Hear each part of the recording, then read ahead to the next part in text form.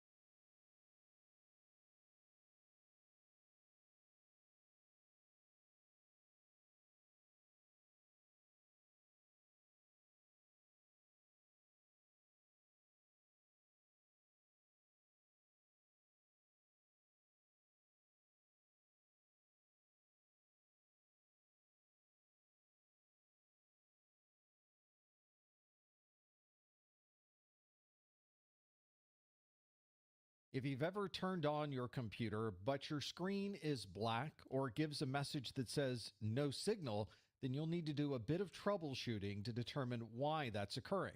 One of the first things you'll probably want to try is also one of the most easiest. You'll want to find out if the monitor really is connected properly.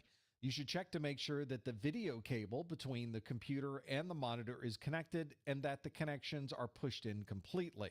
You'll also want to check the power for the monitor and make sure that it's getting the proper amount of power to be able to even turn on. This is a very common problem, and although it sounds almost patronizing to ask somebody if the monitor is actually plugged in, you'll find that a great deal of the time, that's exactly what the problem happens to be.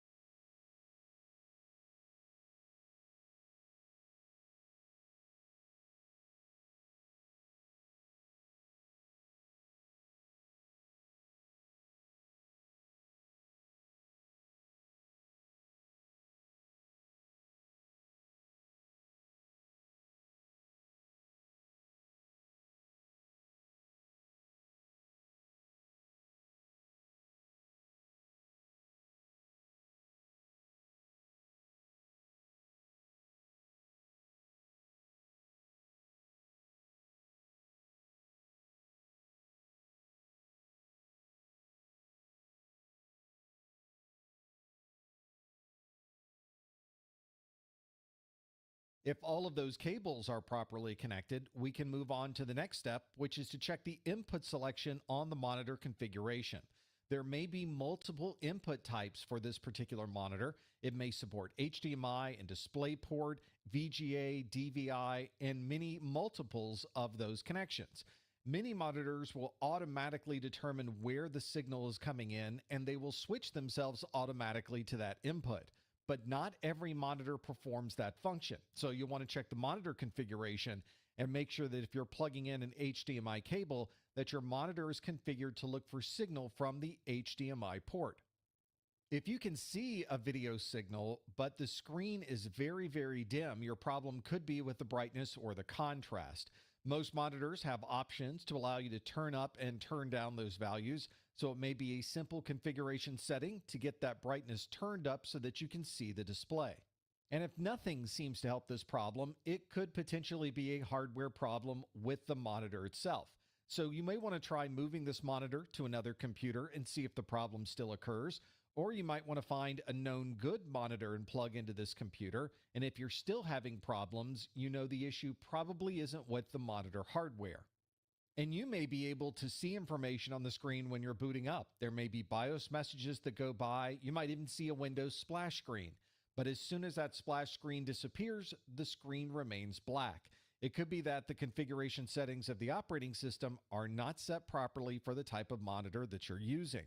So if you're booting into Windows, you may want to try the Windows VGA mode, which you access by pressing the F8 key while the system is booting up. VGA mode is a generic mode that works with practically any monitor, so you know running in VGA mode should be one that is compatible with the monitor that you're using.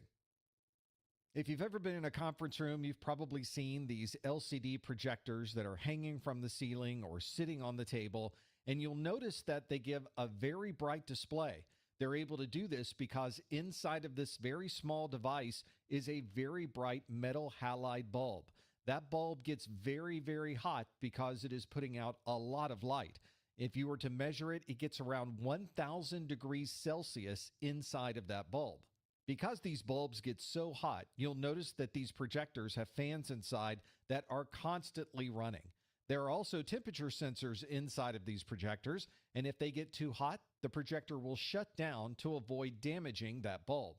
And if you gracefully power down this projector, you'll notice that even though the light turns off, the fan will continue to run for a number of minutes. That's because the projector is slowly cooling off that bulb to help prevent it from having any damage to the bulb itself.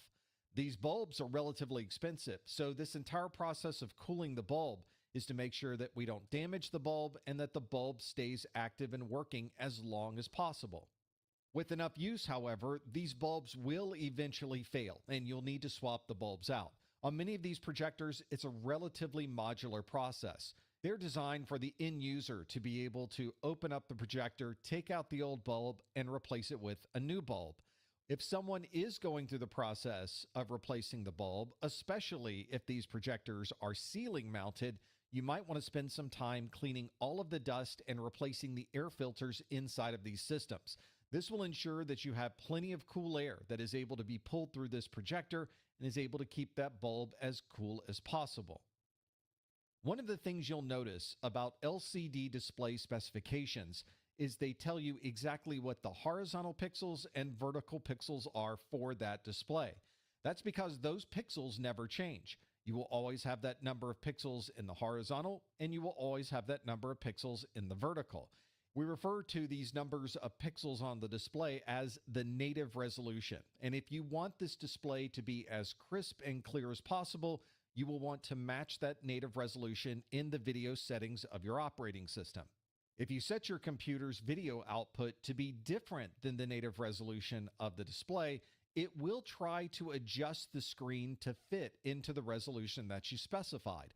But one of the things you'll notice is that the text and the graphics will not be as crisp as you might expect.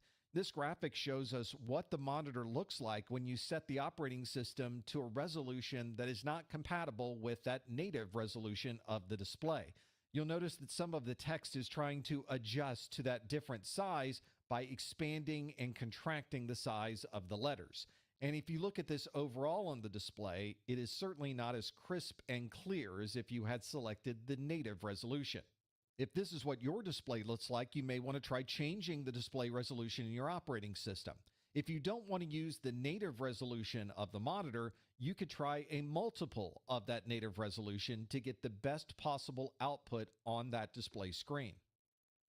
If you ever look at a monitor that is always on and always displaying the same type of information, you'll start to see information that is still on the screen even though the other information on the screen has already changed. You may see some ghosting or some background colors from information that previously used to be shown on that the display resolution in your operating system. If you don't want to use the native resolution of the monitor, you could try a multiple of that native resolution to get the best possible output on that display screen. If you ever look at a monitor that is always on and always displaying the same type of information, you'll start to see information that is still on the screen even though the other information on the screen has already changed. You may see some ghosting or some background colors from information that previously used to be shown on that particular display. We refer to this ghosting of information that is no longer being shown as burn-in. That's because the information that was displayed on the screen has been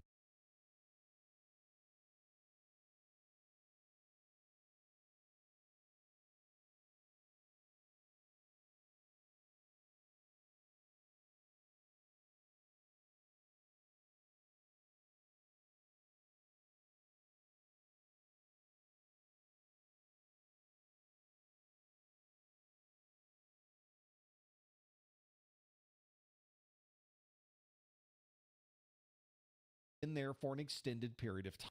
You may see some ghosting. The native resolution of the monitor, you could try a multiple of that native resolution to get the best possible output on that display screen. If you ever look at a monitor that is always on and always displaying the same type of information, you'll start to see information that is still on the screen even though the other information on the screen has already changed. You may see some ghosting or some background colors from information that previously used to be shown on that particular display. We refer to this ghosting of information that is no longer being shown as burn-in. That's because the information that was displayed on the screen has been there for an extended period of time. Many monitors will try to prevent this from occurring by examining the information that's being displayed on the screen. And if the monitor notices that not much on the screen is changing, it will slightly shift the image on the screen a few pixels in one direction or another. This is in the hopes that it's able to move the monitor just enough to prevent any type of burn-in, but not move the picture enough that you might notice. You may see this mentioned in the monitor configuration as pixel shift, and you may want to make sure that that is turned on for your monitor. This was a much larger issue on the older style CRTs or cathode ray tubes, But these days, even LCD monitors have this particular issue. On LCD monitors, you may hear this referred to as image sticking, and it might be possible to remove that image from the screen by putting a different image on the screen for an extended period. For example, you might want to display a white screen overnight just to see if you can remove that image sticking from your LCD monitor.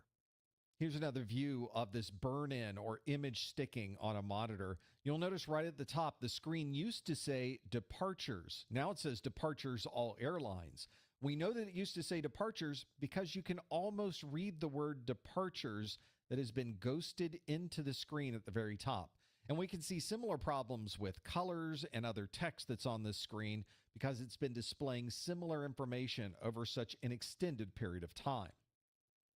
These LCD displays consist of millions of pixels, so it is possible that one of those pixels might go bad. When that occurs, you have a dead pixel, which means that you have a pixel on the screen that is always going to be black.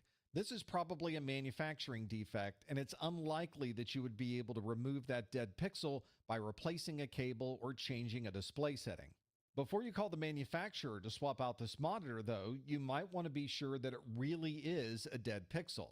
So make sure that the screen is clean and that you're not just seeing a little bit of dirt that may have attached itself to the outside of the screen.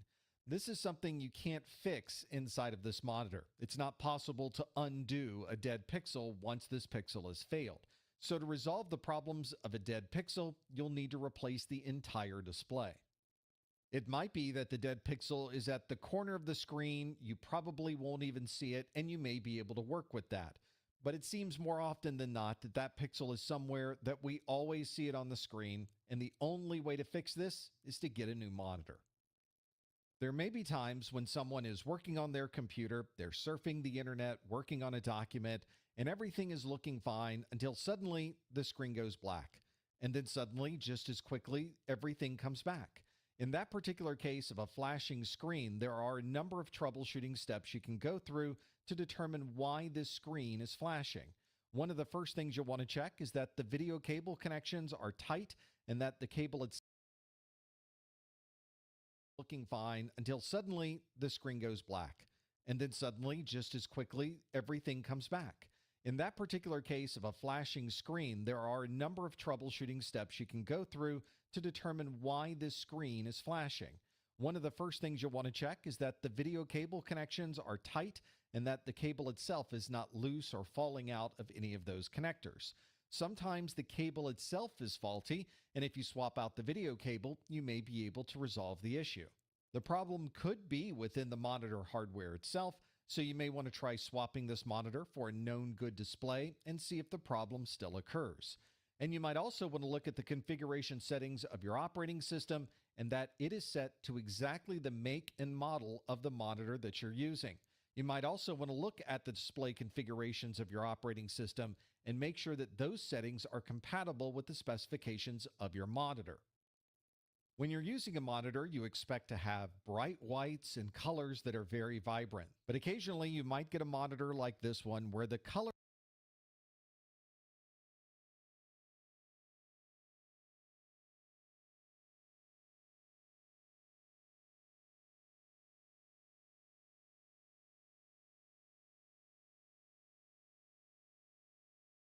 of your monitor.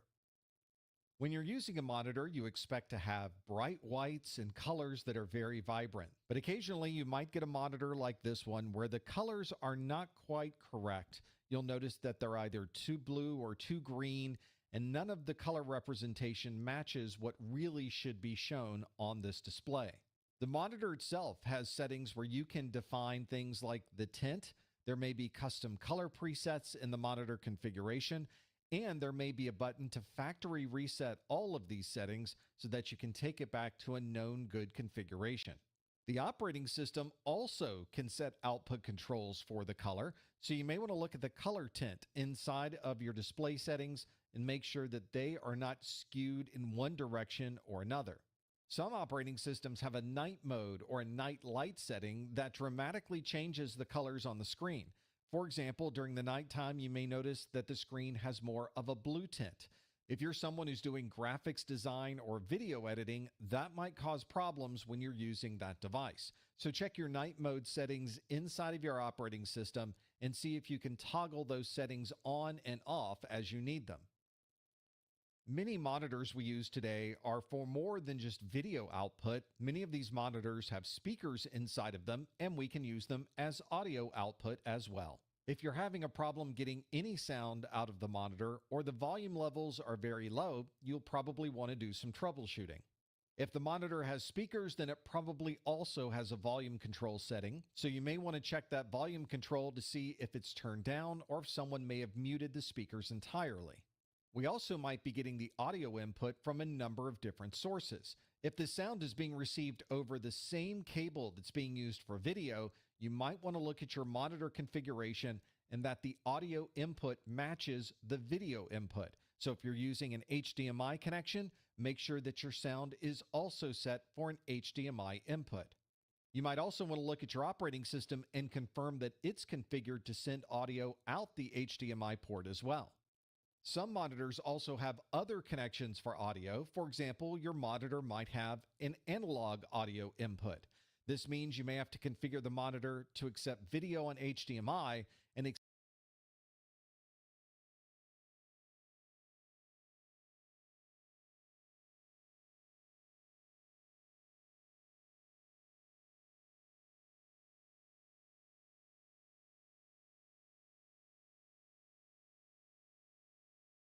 accept audio on the analog audio input.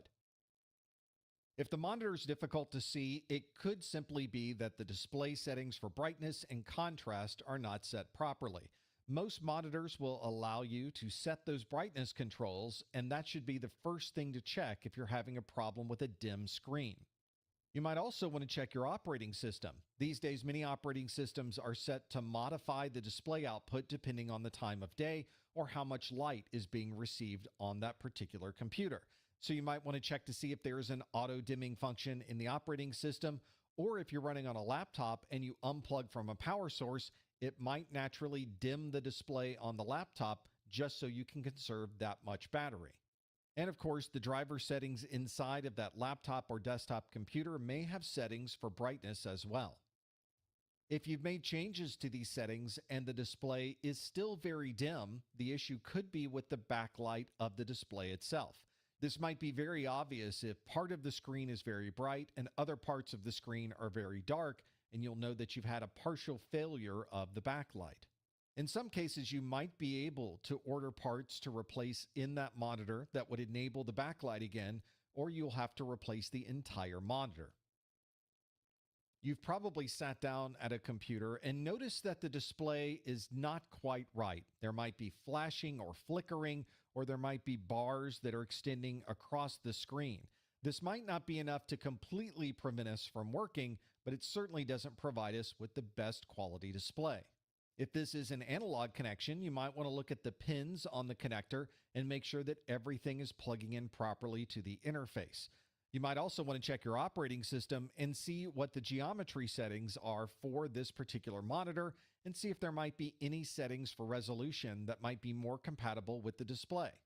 A good rule of thumb is to set your computer to match the native display of the monitor to get the best possible screen. So you might want to change the operating system at least temporarily to see if making those changes have any effect on the quality of the screen. And the issue may be related to the cable, so replacing the cable might be an easy check to see if that resolves this particular issue. Some video drivers support the ability to enable or disable hardware acceleration within the video card. This hardware acceleration is designed to give us the fastest possible updates to the screen, which increase the overall quality of the display output. But this hardware acceleration can also cause problems in certain configurations, so disabling the hardware acceleration might improve the overall quality of the image. Hi, Jimmy Pays here with Bitrix 24, a free CRM that will help. It can sometimes be a challenge to get a computer and a display to be completely compatible with each other. Fortunately, many operating systems will recognize any differences and try to adjust the image to give you the best quality output. But sometimes these settings are disabled, and you might get something like this, where the display itself is very small on a screen that is much larger. Inside your operating system is probably a display setting for scaling, and if you enable scaling on that system, it will expand the image so that it fits the entire height and width of the monitor that you're using. Another sizing issue you might run into is when you have a very high resolution monitor and you're running your operating system at the native resolution of that monitor. This commonly results in tiny little icons that are on the screen and text that is very difficult to read. But there are configuration settings that allow you to change the scaling of the operating system so that you can keep the same resolution, but simply increase the scale of the text, the apps, and other items in the operating system. This means you can start with a scaling of 100% where you display to be completely compatible with each other. For image, you might get something like this, where the display itself is very small on a screen that is much larger. Inside your operating system is probably a display setting for scaling, and if you enable scaling on that system, it will expand the image so that it fits the entire height and width of the monitor that you're using. Another sizing issue you might run into is when you have a very high resolution monitor and you're running your operating system at the native resolution of that monitor. This commonly results in tiny little icons that are on the screen and text that is very difficult to read.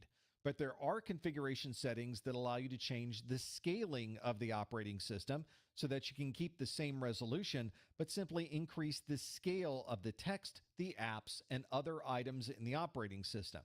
This means you can start with a scaling of 100% where you have a 4K display, but very small icons on the screen. If you increase this to 200%, then you may be able to work with the user interface components much easier. And increasing to 300% allows you to really read what's on the screen and makes all of these user interface components of the operating system work at a level that is comfortable to the end user. Sometimes you'll work with an LCD display that has flickering or flashing. There may be blocks of information on the screen or lines that are going across the entire length of the screen. This makes it very difficult to see what's on the screen, and in some cases makes it so that you can't see anything that you're doing on that particular display. If it's an extensive problem, similar to the one that we see on the screen here, then it's probably a hardware failure of the display. These liquid crystal displays are very easy to break, and you want to be sure that you don't touch or put anything near that LCD screen. If you do run into this problem, then you'll probably need to replace the entire display to resolve this issue. Before you make any drastic changes, though, you might want to swap out the display cable and make sure that it's not related to any connectivity between the computer and the display. And if you have a separate video adapter, you might want to try replacing that adapter and see if the problem disappears. And it might even be possible that this is a bad video driver, and by adjusting or changing the driver that you're using, you may be able to resolve this problem. Many technicians will use test patterns so that they can see exactly where on the screen there might be a problem. They can evaluate the sharpness of the screen and see if the color representation is what you might expect. Based on this evaluation, you may be able to decide whether this is a display that you're able to fix or whether you need to replace the entire display.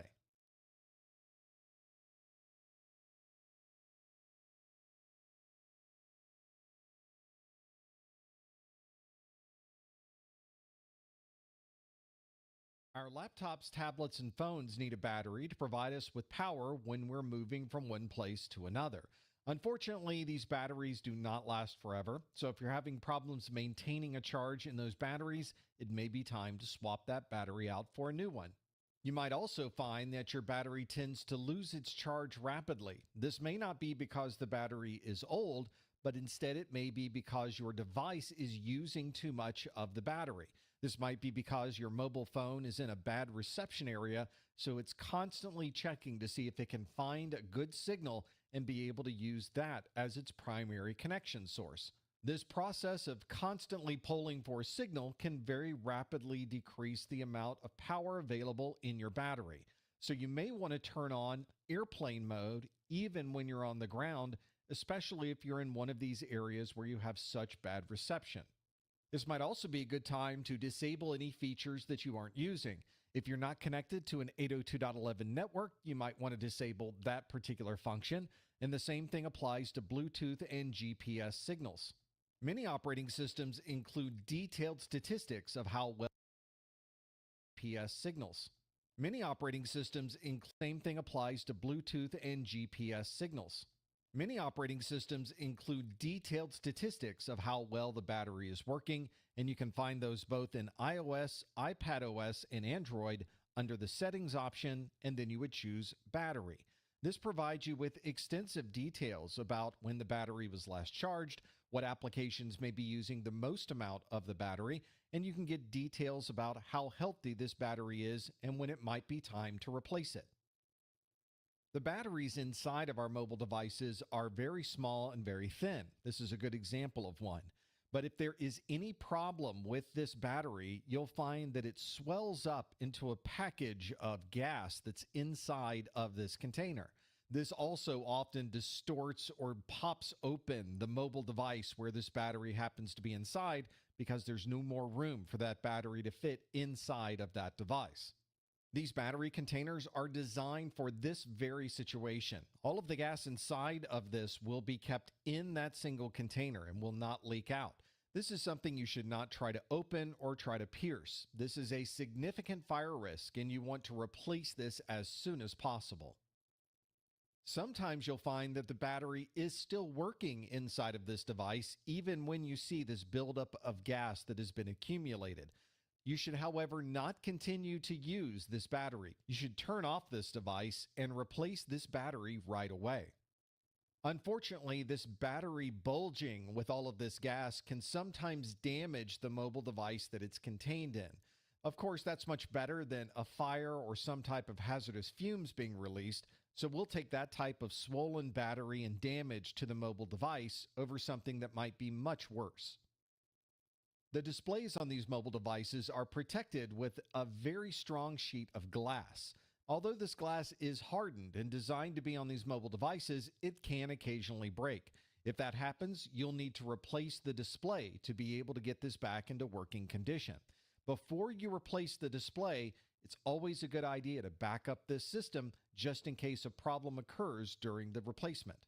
Unfortunately, there's no easy way to just replace the glass. Very often the glass is integrated into the display itself, so you will have to replace the display to be able to replace the glass.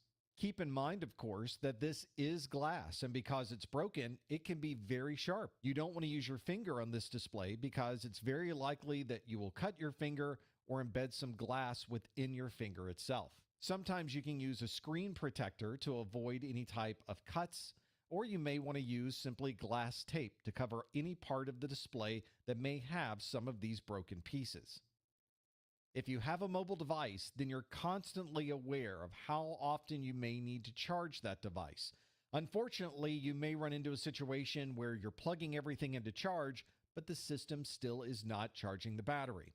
In that case, we'll want to check all of those different components that we're using for the charging process.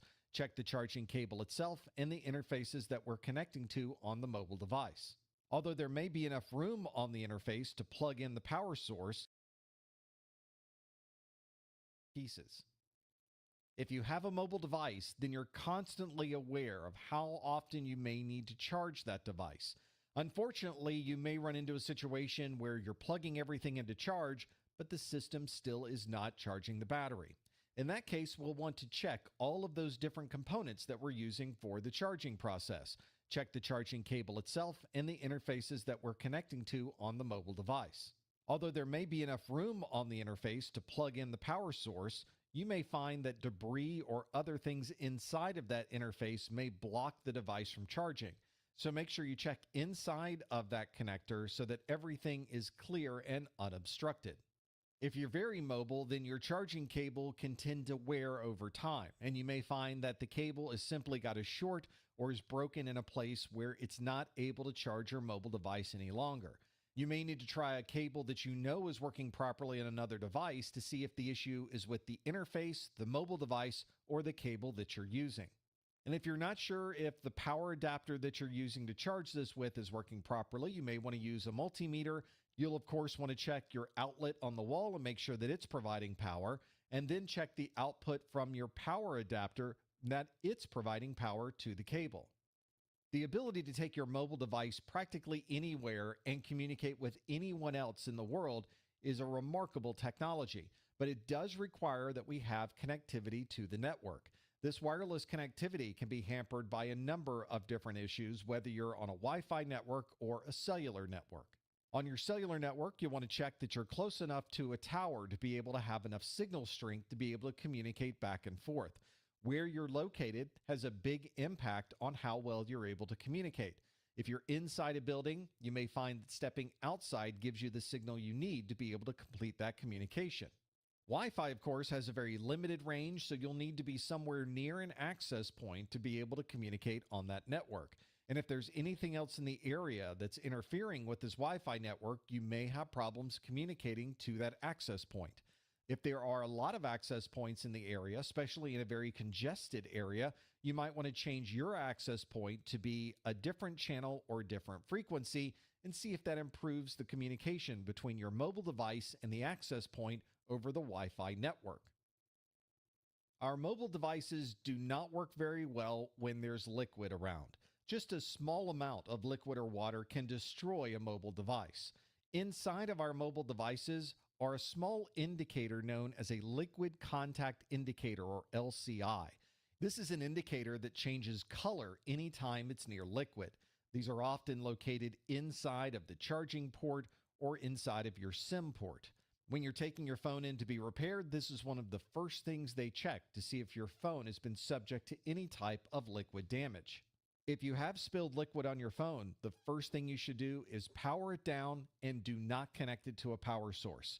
You want to remove it from any case it happens to be in. If there are any cards or batteries that you can remove, you'll want to take those out of the phone as well and make sure that it's able to get plenty.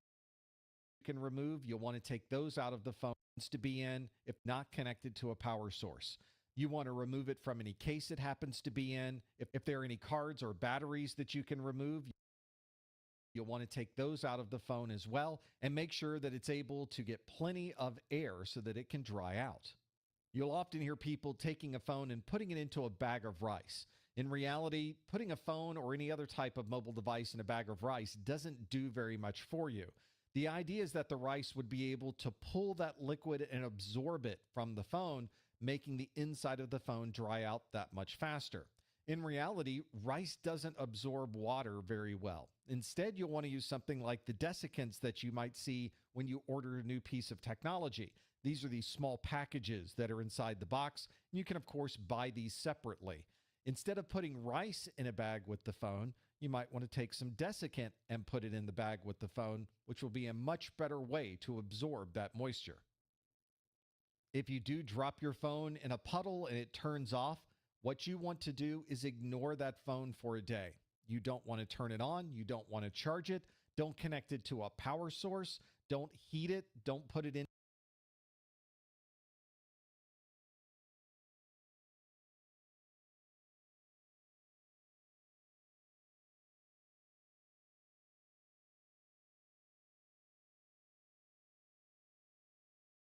What you want to do is ignore that phone for a day. You don't want to turn it on. You don't want to charge it. Don't connect it to a power source. Don't heat it. Don't put it into an oven. Don't move it around. Just leave it in one place. If you can put it into a bag with some desiccant, that's probably the best thing you can do. One of the things that is an advantage to rice is that people are putting it in rice and then leaving it alone for 24 hours. Unfortunately, the rice doesn't provide any other advantages other than isolating that device, but occasionally that's all you need is to have someone not touch the phone for 24 hours. If after a day the phone appears to be dry, you can then try powering up the phone and see if it will work. Hopefully that power on process will work properly, but if it doesn't, you may end up needing to take the phone in for additional service. In normal operations, our mobile phones and tablets can get relatively hot. There are cooling systems within these phones that can help passively cool them, but if you happen to have the phone in a very warm area or you happen to leave it in the sun, you may find that the phone turns itself off automatically in order to preserve those electronics. And if you're in the sun and you're charging or discharging the battery or using applications that use a lot of CPU, you may find that the phone heats up very, very quickly. You might be able to check the apps that are running on your phone. Your battery report will show you which apps are using the most amount of battery, and then you can decide if certain applications should be running or not running in order to control the temperature inside of that phone. And if at all possible, you want to avoid putting these mobile devices anywhere in direct sunlight. You certainly don't want to put them on your dashboard or anywhere else there might be an excessive amount of heat. If you pick up your phone and you notice the screen is completely black, and then you touch the screen and get no response from it, then we may need to reset this device to see if we can regain control. On an Apple device, you may be able to press the power button, slide to power it off, and then press the power button again to turn the device back on. Some iOS devices require you to hold down the power button and some other button, such as the home or the volume button, for 10 seconds, and that will force a reset of the device. There are many different manufacturers of Android devices, so there are many different ways to perform this reset. You may be able to simply remove the battery, put it back in, and power on the device. Or there may be a series of keys, such as a power button or holding a power and a volume button until the device resets. Different phones have different combinations of keys to do this reset, so you want to check with the documentation of your device to know exactly what the reset process is for your phone or your tablet. Our mobile phones and mobile devices are designed to be mobile, so they're designed to take a little bit of abuse. But they are not immune to any type of damage, and there may be times when you find that certain interfaces or parts of the device are damaged and don't allow it to work properly. For example, if you damage the USB interface on the device, you will not be able to transfer any data to the device, and you certainly won't be able to charge it. This might be caused by roughly handling the charging cable or simply using the phone in a way that causes that interface to be damaged. Your first clue that you're having a problem is that the device is either charging intermittently or it's not charging at all. You may have to look at that interface very closely to see if there's any damage, and if there is damage, it may require that you replace the entire system board on that mobile device. Most of these interfaces are not modular, so it does require a complete replacement of the system board just to swap out that single interface on the phone. Whether you're on a desktop computer, a laptop computer, or any type of mobile device, you should always be concerned about malware. There is malware that will run on all of these platforms, and the malware developers would love to infect your mobile device and use it for their own purposes. If your mobile device has some unusual applications or large amounts of data transfers, or you notice that one particular application is using more CPU than it normally would, that might indicate that malware is embedded in that particular device. There's many types of anti-malware and antivirus software available for our mobile devices.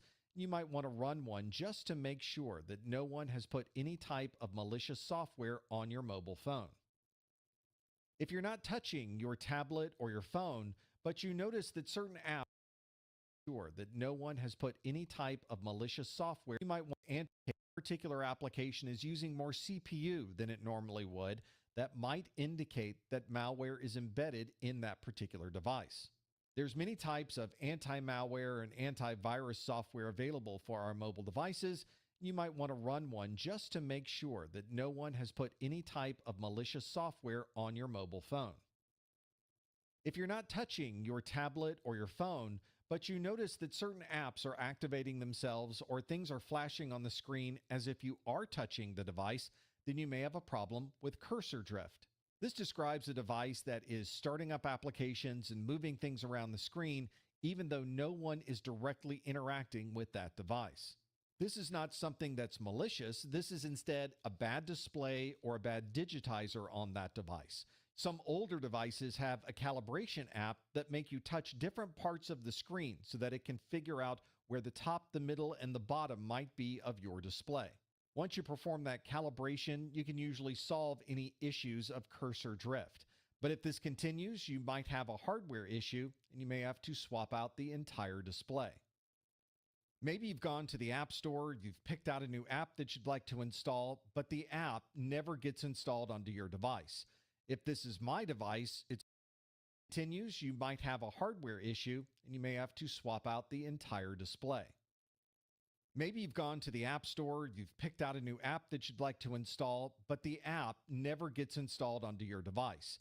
If this is my device, it's probably because there's not enough available space. You want to check the storage capacity of your device, and if there are some applications taking up more room than necessary, you might want to delete the data or the application itself. We also have to keep in mind that all of these applications are being downloaded from a central source across the network.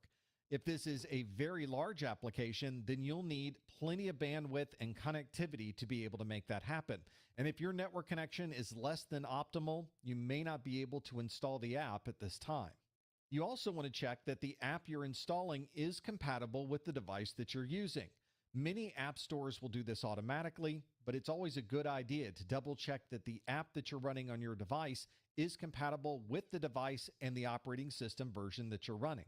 And many of these app stores require you to authenticate before you can ever download. So even if you select an app, you may still need to add a username, a password, and any other credentials to be able to finally download that application. The stylus technology that we use today on our phones and our tablets is remarkable. We can get very granular control of the information on the screen by using one of these wireless external stylus. Many of these stylus are active. That means they require power to be able to interact with your device. And there is a battery inside of this that needs to be charged. And if your stylus isn't working, make sure you check the status of the battery. It may just need to be recharged. Many of these also communicate over Bluetooth, and you'll want to check the Bluetooth settings in your mobile device and make sure that that stylus is paired with your tablet or your mobile phone. If it isn't, you can go through the Bluetooth pairing process so that you can finally use that stylus with your mobile device. Like any other mobile device that we take from place to place, it's very possible to damage that stylus. The stylus itself can be damaged, so make sure you look it over for any type of physical problem, and the tip on the stylus may also be damaged. Fortunately, you can often buy replacement tips for a stylus and be able to swap those out relatively easy. And if none of these happen to work, you may want to reset your mobile device, and if you can, reset the stylus as well, and have everything start from the very beginning. Very often, powering it off and powering it back on again solves a number of problems that you can't solve otherwise. And there might be times when your mobile device is simply not performing the way you would hope.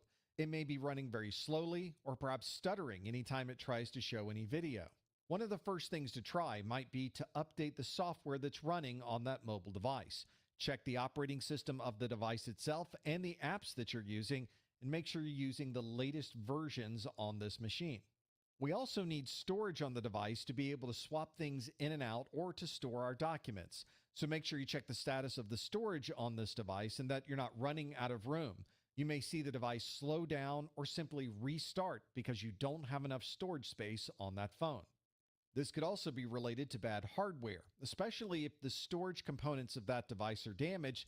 It may take longer to write information to storage or read information from that storage. That's why it might seem like the problem is with the application, but in reality, it's with the hardware of your tablet or your mobile phone. Or perhaps you have an application running in the background that's using an excessive amount of CPU cycles or of memory. Make sure you check the apps that are currently running on your device, and you might want to close anything that's not currently being used. And sometimes you may be using a device that's simply too old to run the latest applications.